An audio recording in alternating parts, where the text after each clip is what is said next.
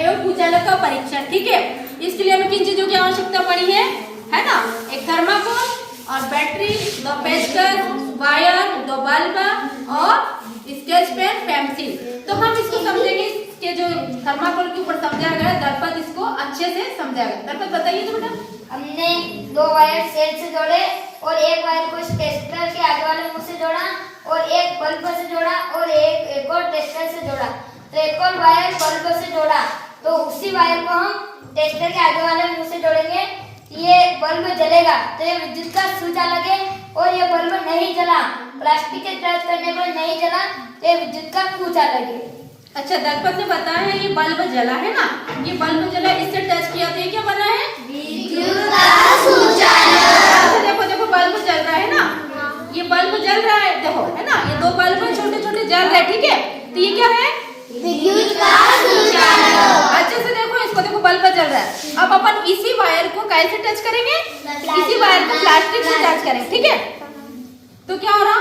Bulb जला, जला ना। ठीक है, सेलेन करके बताओ, तो टच करके बताओ क्या हो रहा है? अगर हम इसे लोहे पर टच करेंगे तो बल्ब जलेगा। हाँ। तो ये विद्युत का सुचालक। हाँ। और हम इसे प्लास्टिक पर टच करेंगे तो जो बल्ब नहीं जलेगा तो ये विद्युत का कुचालक है। अच्छा, तो तुम ध्यान से, हाँ बताओ, सुचालक बताओ। सुचालक हाँ, लोहा, चांदी, तांबा, एल्युमिनियम आदि।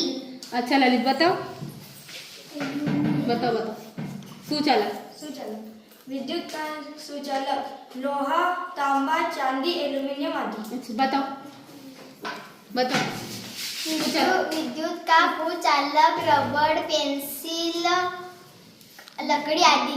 अच्छा ठीक है, एक बार और बताओ, ये यहाँ से टच किया है ना, तो ये क्या बन रहा है? ध्यान से देखो, देखो ये और वापस हमने इससे टच किया तो विद्युत का कुचालक। हमारे दिमाग में आ चुका होगा, हम इसको सीखेंगे ना कि तो आज हमने जाना कुचालक और सुचालक के बारे में। हम किसी भी चीज को पढ़ेंगे, मान लो हिंदी हो, विज्ञान हो, सामाजिक विज्ञान को, जो उसमें चित्र के माध्यम से अगर अपन उसको अच्छा से प्रैक्टिकली तरीके से समझते हैं तो हमारे दिमाग में फिट हो जाता है। आज जैसे आपने इसको थर्माकोल में बना के नहीं समझा तो नींद में भी उठा के आपसे पूछ लिया जाएगा तो बता दोगे। तो इसलिए किसी भी लेसन वगैरह को, जैसे कि अपने छोटी आंच, बड़ी आंच, अपने नेत्र का चित्र वगैरह हो, बहुत सारे अपने विज्ञान में है ना, जैसे कि वो वो भी हमको बताया, कल बनाया था ना तुमने, पवन चक्की वगैरह सबको हम प्रैक्टिकली करके देखते तो क्या होता है, अपन जब लिखते हैं तो दिमाग में ऑटोमेटिक आता जाता है। हमें हर चीज को अच्छे से समझने की कोशिश करना है।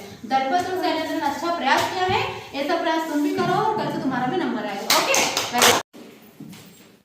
ये विद्युत का सुचालक। अच्छा, और उधर ये विद्युत का कुचालक। अच्छा, तो इसके लिए क्लैपिंग करें। आज हमने सिखाया विद्युत का कुचालक और सुचालक, इसको प्रैक्टिकली हमने करके देखा है तो अच्छे से समझ में आ गया है ना। इसी प्रकार हमें आँख का, आँख, बड़ी आँख, छोटी आँख, अपन किसी भी चीज को, रीढ़ की हड्डी वगैरह अगर प्रैक्टिकली तरीके से किसी भी चित्र को अगर समझेंगे तो क्या होगा, अपनी स्मृति पटल में जल्दी से आ जाएगा। तो हमें हर चीज को प्रैक्टिकल करके सीखना चाहिए। हम ऐसे पढ़ लेंगे और चुपचाप उसको अगर अटक विद्या कर लेंगे और चित्र से नकल कर लेंगे, नीचे कार्बन रख के अगर बना लेंगे तो वो तुम्हारे दिमाग में कभी नहीं आएगा। आज जो तुमने इसको सीखा ना प्रैक्टिकल से, रात को नींद में भी कोई उठा के पूछ ले हो तुम आराम से बताओगे। बताओगे कि बताओगे? ऐसा कोई बच्चा जिसको समझ में ना ईमानदारी, ऐसा है? ठीक है, तो दर्पण बेटा ऐसे टच किया तो ये क्या बन रहा है? क्या बन रहा है? विद्युत का सुचालक। इसको टच का किया है, स्केच पेन के सामने वाले लोहे से टच किया। अब मैं इसी को टच करूंगी प्लास्टिक से, तो क्या बन रहा है? ये विद्युत का कुचालक।